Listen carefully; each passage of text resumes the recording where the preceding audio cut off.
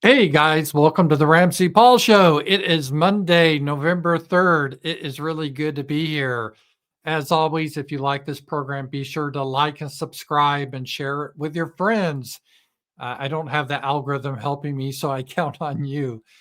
So thank you very much. Oh, I want to do a shout out to Kurt. He provided a donation, and you can donate to me in a couple of ways. There's a link here, is Stream Elements in the description. And also, you can write me at Paul Ramsey, P.O. Box 8093, Fayetteville, Arkansas. And so, anyway, Kurt, I remember that because Kurt sent me a donation, a check. So, thank you, Kurt. All right. What are we going to talk about today? There's a lot of stuff going on. We're in the midst of the government shutdown. And I'm really frustrated with Trump right now. And no, it's not like I wish Kamala Harris was president. Thank God Trump is president. He's done a lot of great things.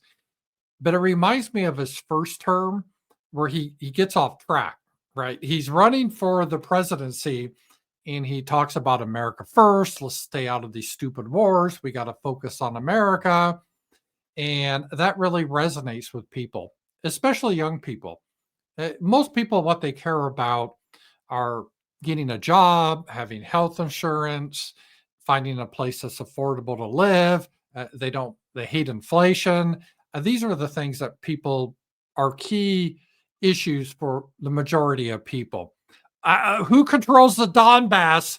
Donald Trump. If you're watching or any of your lackeys are watching, who controls the Donbass? Most people don't give a shit about. They don't want us focused on the Donbass. They don't want us focused on Venezuela or Nigeria. He's threatening now. Of course, our best little friends in the Middle East, Israel. None of that. It's not like we hate those countries, but we got to focus on America. That was America first. But Trump has really been pulled in to all this foreign policy stuff, which he's really screwing up in a big way. For example, Ukraine. We'll take a look at this, but Ukraine is losing despite their propaganda. They're just crazy. They're losing major towns now. Russia's war of attrition is finally taking effect, and Ukraine just doesn't have enough men. But Trump, instead of walking away from this mess, which he could have at the start of his administration, he could have just wiped his hands saying, this isn't our business. We're going to be friends with Russia. We'll be friends with Ukraine. We'll trade with everyone, but we're not going to get involved with your war. This is just not America's concern.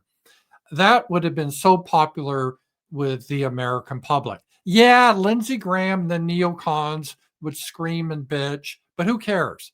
And this is something I never understand about Trump is he cares about the opinion more of people who hate him and who try to literally kill him or throw him in prison. Those are the people he cares about versus the people that have his back, he tends to throw under the bus. And we saw this with Orban. Orban's the prime minister of Hungary. He was probably the only European leader to stand up for Trump during the election. All the other European leaders were campaigning for Kamala Harris, trying to undermine Trump. And what does Trump do this week? He throws Orban under the bus because Orban still wants to buy Russian oil for their economy. And Trump was like, no, I can't authorize that. But he did for Germany. So it's just really crazy. So the people that treat him shittily, Trump helps out his loyal defenders as screw you under the bus. He did this during the first term. Remember, he hired John Bolton, the psycho neocon. That was crazy. He ended up firing him, but that's just an example. And this is what's happened in this term. Trump has listened to people like Marco Rubio and other neocons. Oh, we got to stay in the war with Ukraine. Oh, we got to win this. We got to defeat Putin and all this stupid stuff. That's not going to happen, right? Unless we send our troops there on Ukraine, boots on the ground. There's no way we can win this war. There's just no way. And so Trump is going down now as the humiliating defeat in Ukraine. And he can say all he wants. Well, this isn't my war. This is Biden's war. Okay, you can say that, Trump, at first. But now we're in November. When you took office in January, even February, March, you could say that. But now in November, and we're still providing intelligence to Ukraine, we're still selling them weapons. You can't say that anymore. This is your war, and you're losing it because you listen to the neocons. And the same thing with Venezuela. I'm sure Venezuela is a corrupt government. What the hell? It's Latin America. They're all corrupt. And I'm sure they sell drugs. No shit. So does Mexico. But he's trying to get into a fight with Venezuela. And again, this is an America first position. And people don't understand why we're doing all this stuff for all these foreign countries. Endless money to Israel, for example. We got to support Israel massacring children and raping women because they're God's chosen people. The Bible says we have to support them. That's just not flying anymore. First, it's a heresy, it's a misunderstanding of the Bible and the new covenant. But beyond that, you shouldn't base your foreign policy on that. But that's what Ted Cruz and Lindsey Graham supposedly do, because there's no way to defend that. But as I was saying earlier today, and I mean this, my senator in Arkansas, Tom Cotton, he spends most of his time talking about Israel, thinking of ways he can help Israel. He rarely mentions Arkansas. And I've quipped that if there was ever a war between the United States and Israel, or say, we got a nuclear bomb go off in Little Rock or Tel Aviv, that would be an easy decision for him. It'd be Little Rock. He has no loyalty to this country. He's bought and paid for by AIPAC. And it's not I hate Israel or hate Jewish people, but we should put America first. But the problem is if you just say something like Tucker Carlson, and Tucker Carlson has said this so many times that I don't hate the Jewish people. I just don't know why we should put Israel first. It's not in our interest, or at least we should debate it. And then he's immediately called an evil anti-Semite Nazi, the whole bit. And the usual suspects try to get him deplatformed. It's just really crazy. It's kind of counterproductive because these people that are doing it, they're confirming the stereotypes of them. They're just unhinged. If they would be just a little bit more reasonable and friendly and say, hey, I understand your concerns, but this is why it benefits America to support Israel, and try to and say, hey, we also have concerns with human rights abuses in Israel. We're not perfect. Let's have a dialogue. No, it's just you evil anti-Semite Nazi. It's just crazy.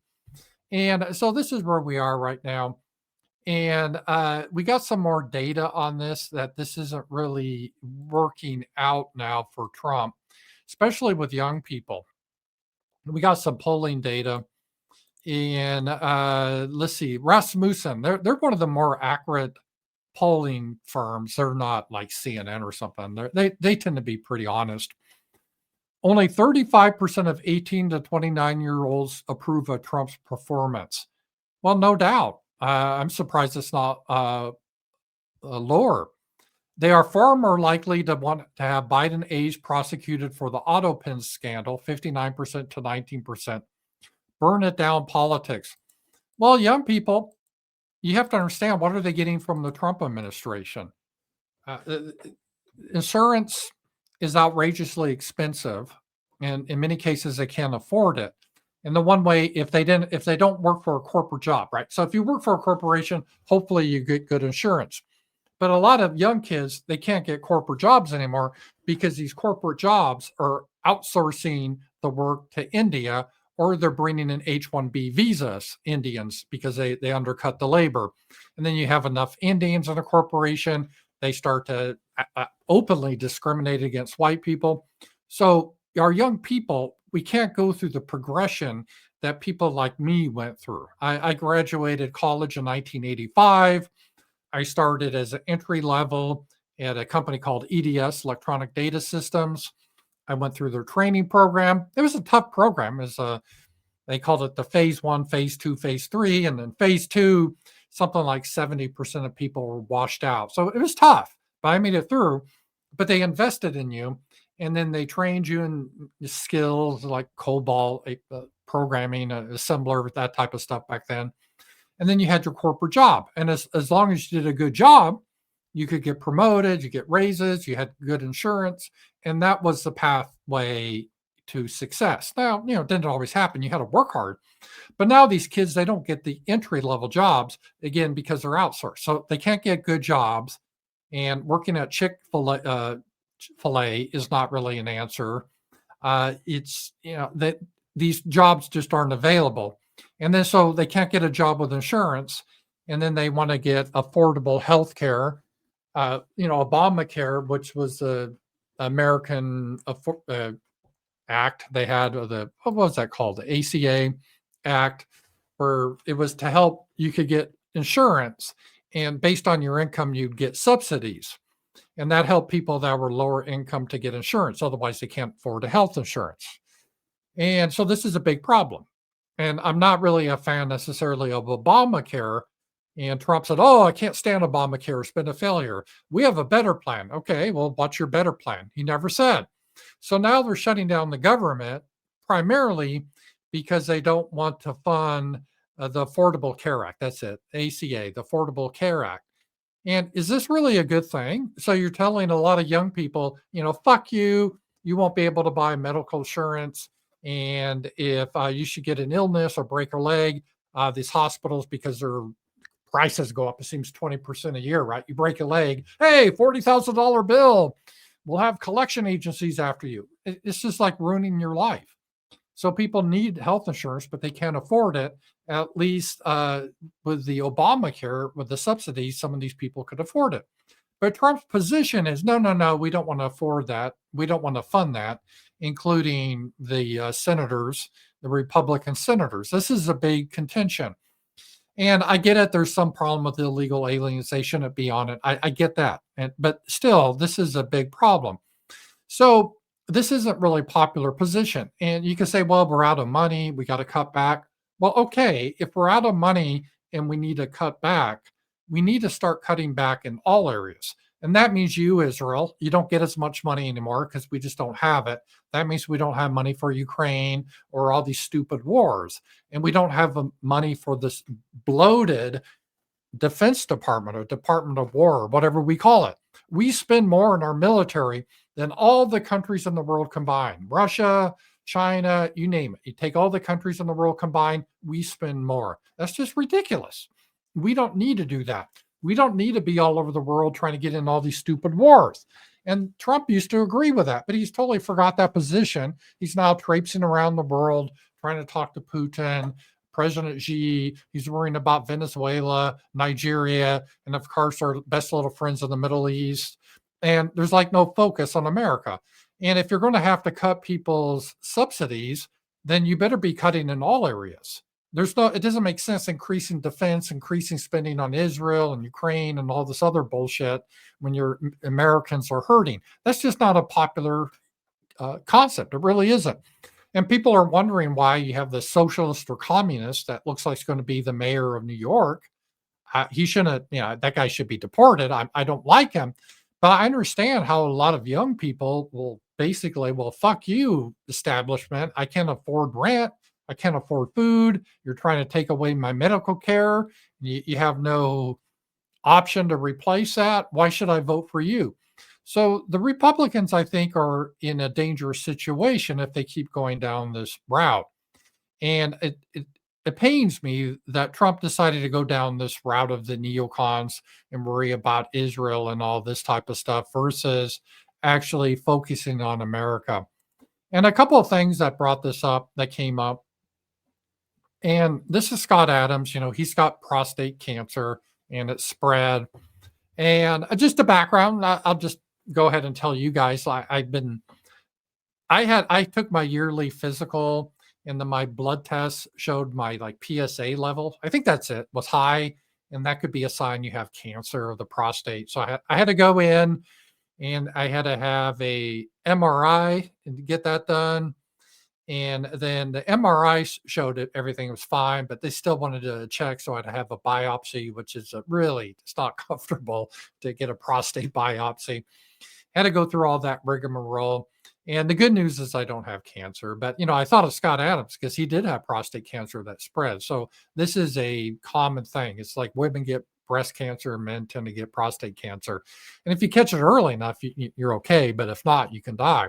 Luckily, I don't have it, but I went through all this testing procedures and I have pretty good insurance, but I still just get random bills every day in the mail. Oh, bill for $260.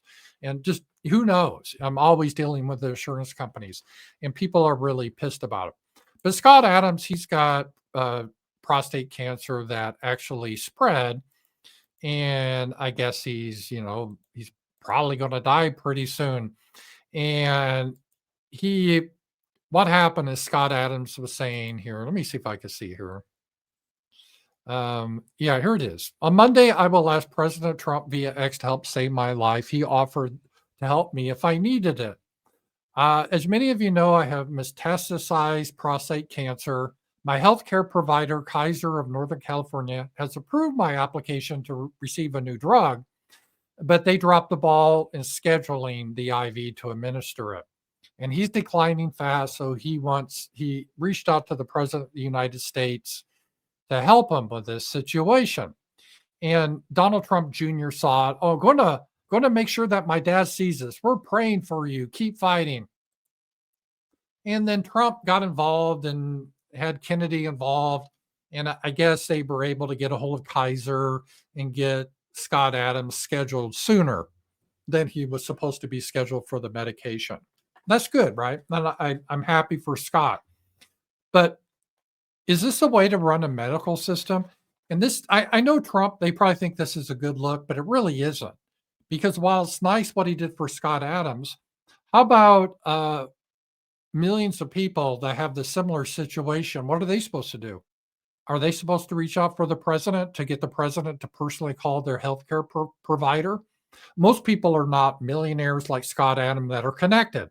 Nothing against Scott Adams or someone being a multimillionaire like he is. Good for him. He's Dilbert. He's very talented.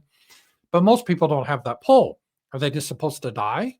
This is a problem that happens. And there was another post about some poor kid that's 15 and he couldn't get the treatment he needed for his cancer, and they were reaching out on X. And I'm like, well, should he reach out to the president of the United States? Is this the policy of our healthcare, where we have shitty healthcare, they won't do their job, and the only way we can get them to do the job is to reach out to the president of the United States on X? That doesn't seem like a good way to run a healthcare system, right? So the healthcare system is broke for the majority of people. And while it's nice that President Trump personally intervened with Scott Adams, who's very rich and famous and connected, how about the millions of other people that aren't rich, famous, or connected? Now, Scott Adams is 68. How about this 15-year-old kid? Shouldn't he get priority before Scott Adams?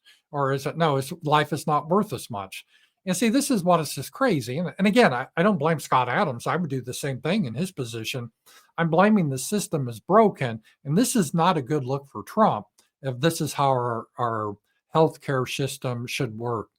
So, and then we have the federal shutdown.